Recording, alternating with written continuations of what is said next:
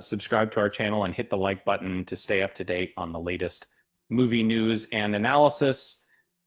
As we navigate the complex world of Hollywood, a question lingers. Why do sequels so rarely win the top prize at the Oscars? It's a phenomenon that has sparked debate among viewers and critics alike, with many arguing that the Academy's preference for original ideas has led to a lack of recognitions for follow-ups to beloved films.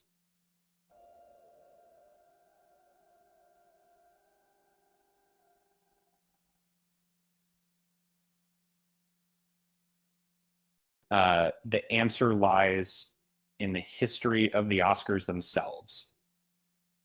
For the first time in 1945, a sequel, The Bells of St. Mary's, was nominated for Best Picture. However, it wasn't until 1974 that another sequel, The Godfather Part 2, made history as the first sequel to win an Oscar. The next sequel nominee was the third installment of the Godfather series in 1990, followed by The Lord of the Rings, Return of the King, in 2003, which was the last sequel to win Best Picture.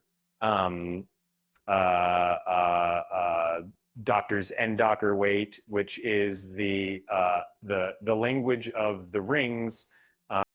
In recent years, there has been a surge in sequels being nominated for Best Picture, with Toy Story 3 being one of them in 2010. Interestingly, it was also among the rare animated films to be nominated for Best Picture, making it unique as the only sequel to win Best Animated Feature so far. Later on, Mad Max Fury Road matched The Godfather Part 2 with 6 Oscar wins, but ultimately lost the top honor to Spotlight, a film that won just one other Oscar. And there's 2022 marked an unprecedented milestone with the simultaneous nomination of 2 highly anticipated sequels, Avatar: The Waterway and Top Gun: Maverick. Released in the same year, Dune Part 2 was nominated at the 97th award ceremony in 2025, but fell short of winning the top accolade to Sean Baker's independent film Anora. However, Dune Part 2 managed to secure 2 awards, fewer than the original film, which garnered 6. Many movies that have won Oscars are actually remakes in disguise. For example, Martin Scorsese's Best Picture winner, The Departed, is a modern take on Hong Kong's infernal affairs. The film Ben-Hur from 1959 was a remake of an earlier silent movie. The remake of Mutiny on the Bounty was up for awards in 1962. Despite the original winning Best Picture back in 1935, there are also numerous adaptations of stage musicals and plays that have been nominated for Best Picture. Interestingly, some Best Picture winning musicals have even been remade, such as Steven Spielberg's West Side Story. It is said that there are only a few basic stories, and looking at the list of Oscar-nominated films certainly brings this to light. In a nutshell, contemporary Oscar-winning films often lean towards indie artistic productions, while blockbuster mainstream movies are yet to gain widespread recognition from the Academy. Moreover, originality and freshness appear to be implicit requirements for nominees, with sequels generally not seen as embodying these traits. So in recent years, some sequels that have been nominated appear to ride on the acclaim of their predecessors rather than standalone merits. For instance, films like Avatar, known for its groundbreaking technology, often see their follow-ups garner nominations. And so conversely, the original Top Gun wasn't nominated, but its sequel, Top Gun Maverick, was so toxic.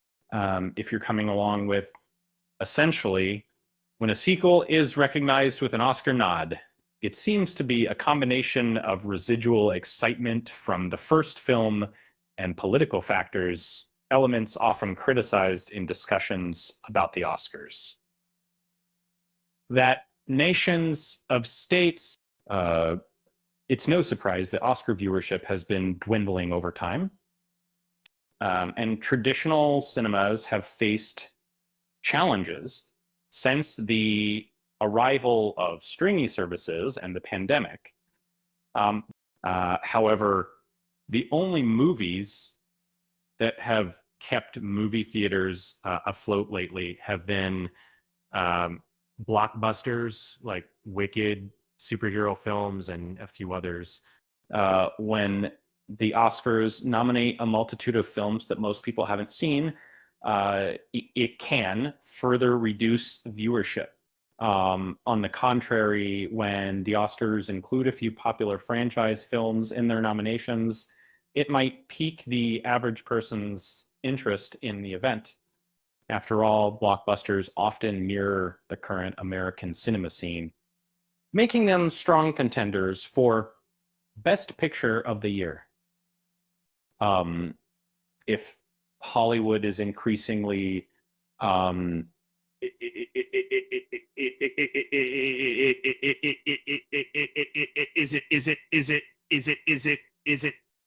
scholars suggest that we may overestimate the prevalence and uniqueness of sequel-focused culture in our current era. Film expert Dr. Matthew Jones explained to Cosmopolitan, in truth, there's a long-standing tradition of remakes in Western film history that dates back to the very beginnings of cinema. Dr. Jones notes that the financial sense behind sequels and reboots has been understood by studios for many years, and the popularity of these trends can ebb and flow over time, with periods like the pandemic seeing a higher emphasis on sequels. Because audiences have less money to spend on entertainment, studios tend to favor producing films based on previously successful stories as a risk management strategy.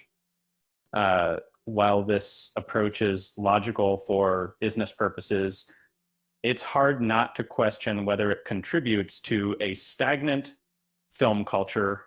For instance, when the Academy chooses to nominate sequels instead of original scripts, it perpetuates an environment that discourages novel ideas. Creativity often demands financial resources and time to thrive, so one can only hope for a shift in this cycle at some point. So the next time you're at the movies, remember, sequels might not win Oscars, but they're still worth watching. After all, who doesn't love a good continuation of their favorite story? With that said, thanks for watching, and until next time,